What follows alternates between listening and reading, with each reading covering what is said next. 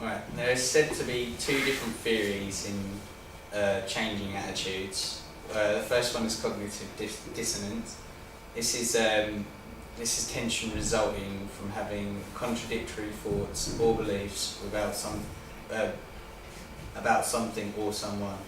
So basically, according to cognitive dissonance, the individual likes to be consistent in what they do, how they feel.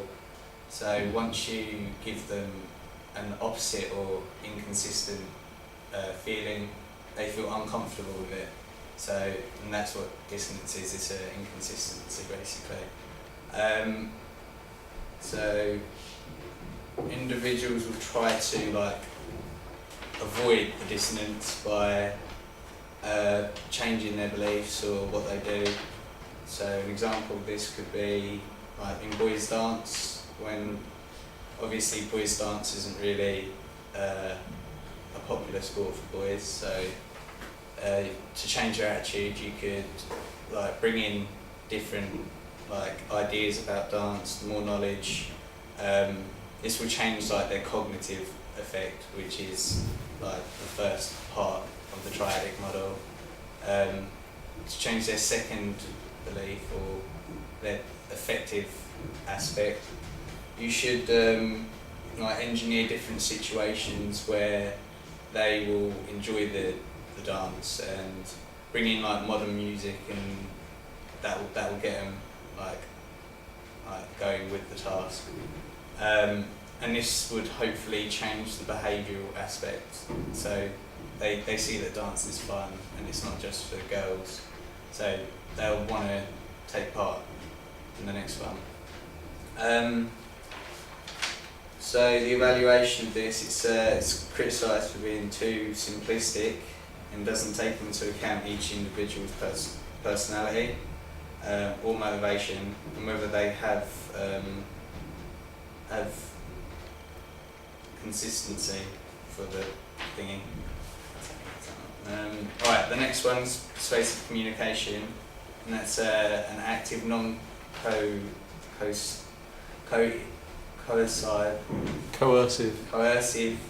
attempt to reinforce, modify, or change the attitude of others. It's very much like what it sounds like. Basically, you'll have a discussion with the team, or in football, for example, to change an existing attitude, and it can be done through argument, debate, anything like that, really. But there are 3 different preconditions that you must take into consideration. For example, the persuader is better if the persuader is seen in he has a high status or she has a high status, because you're more likely to follow what they say, because obviously they have a high status and you're going to trust them. The popularity, so say a role model would be a good idea to change someone's beliefs or attitudes. They do it in sport these days. They bring professional athletes to schools, and that compels them. The credibility of the persuader, so the perceived intentions that the persuader is giving, and the social cultural background of the persuader. So say if the persuader is from a different background to what the receiver is, the receiver may not have the credibility for that persuader. The next precondition is the message. The message must be accurate, so the persuader knows what exactly you're talking about and he can relate to it, or she can relate to it. If the message is stated with confidence, so the more confident you state the message, the more likely the receiver is going to take in the information in hand. But you've got to try not to be too overconfident, because this could be overselling your point. The clarity of the message, is the argument constructed well. The more well constructed it is, obviously the more you're going to take the attitude.